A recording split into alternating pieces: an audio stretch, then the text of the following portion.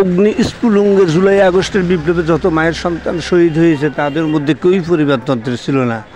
তারা নিরাপদে থেকে এই আন্দোলনের সার্বিক পরিস্থিতি দেখে নিজেদের ভবিষ্যৎ ঠিক করছেন। যারা আন্দোলন করছেন, শহীদ হয়েছেন, সফলতার দ্বারে নিয়ে এসেছেন সংস্কার।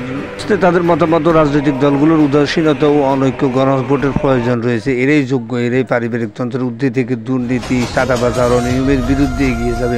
মাটি ও মানুষের সাথে সম্পর্কিত যোগ্য এই প্রাণ কখনো দেশ ছেড়ে পালিয়ে যাবে না। শ্রুতিতে দুর্ভাগ্যের বিষয় যে প্রেক্ষাপটের বাস্তবতা যেদিকে জুলাই আগস্ট গণ আন্দোলন হয়েছিল তার প্রতিফলনের চিত্র জনগণের কাছে দৃশ্যমান হয় না। দীর্ঘ একটি বছরও রাজনৈতিক দলগুলো দেশের স্বার্থে ঐক্যবদ্ধ হয়ে কোনো সংস্কারে একমত হতে পারেনি। এই বিষয়টি জনগণের বাস্তব জীবনের উপলব্ধি প্রতিটি ক্ষেত্রে রাস্তা থেকে শুরু করে দেশের গুরুত্বপূর্ণ আলোচনার কেন্দ্রবিন্দুতে দৃশ্যমান।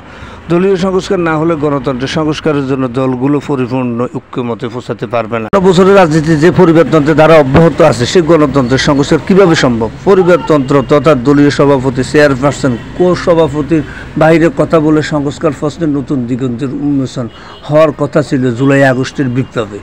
জুলাই আগস্ট ছিল এক গৃহীত ফ্যাসিস্ট সরকারের বিরুদ্ধে ছাত্র জনতার নিঃস্বার্থ রক্তের বলিদান। সংস্কার লক্ষ্যে এই আন্দোলনে কোনো পরিবারতন্ত্রের বা কোনো রাজনৈতিক নেতা সন্তানদের শহীদ ত্যাগের কোনো লেশ চিহ্ন ছিল না। কুষ্টিমারি রাজনৈতিক দল, আমার দরকার আমাদের সন্তানদের বাঁচানো। আমি বিএনপি বুঝি না, জামাত বুঝি না, আমি বুঝি আমাদের সন্তানরা রাস্তায় দাঁড়িয়েছে, আমি বুঝি আমাদের সন্তানদের রক্ত ঝরছে।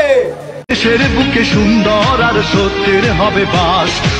সংস্কার কল্পে এই দেশের নির্বাচন এবং পরবর্তী ক্ষমতায় গিয়ে কোনো না কোনোভাবে সকল অপকর্ম ও স্বৈরাচারী আচরণ দৃশ্যমান ছিল। তোফাকে জুলাই আগস্টের এই বিজয় দেশের গণতন্ত্রকে শক্তিশালী করার জন্য সকল রাজনৈতিক দল ঐক্যের শপথ নিতে ব্যর্থ হয়েছেন। যুক্তিসঙ্গত এই আন্দোলনে সরাসরি জড়িত না থেকে নীরবতা পালনেই ছিল তার প্রধান ভূমিকা।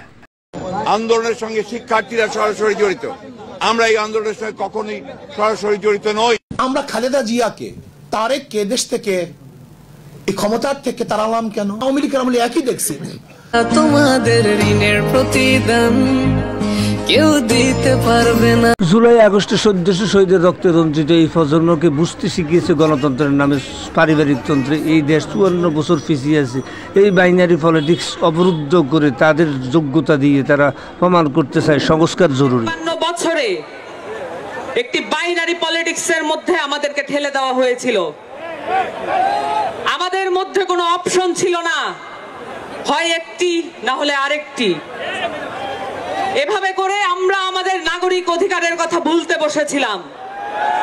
ক্ষমতাসীন আওয়ামী লীগ যদি সত্যিকার অর্থে রাজনৈতিক দলের ভূমিকা পালন করত তাহলে কিন্তু শেখ হাসিনা দানবে পরিণত হতে পারত না। যারা ওর কুশীলব ছিল তারাও মাসুল দেওয়া শুরু করেছে। 10 বছরের বেশি কোনো ব্যক্তি বাংলাদেশে প্রধানমন্ত্রীত্বের আসনে বসতে পারবেন না।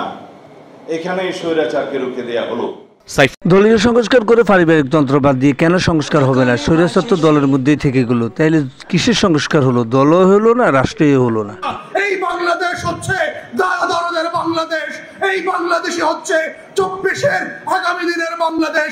সেই আমরা দুঃখজনকভাবে দেখতে পাচ্ছি হাসিনা যেই কারণে যেই যুক্তিতে সেই সংস্কারগুলো করতে নারাজ ছিল, করতে রাজি হয় নাই, সেই শব্দে সেই ভাষায় সেই যুক্তিতে আজকেও দেখতে পাচ্ছি বাংলাদেশের রাজনৈতিক দলগুলো সংস্কারে বাধা দিচ্ছে, দ্বিমত পোষণ করছে।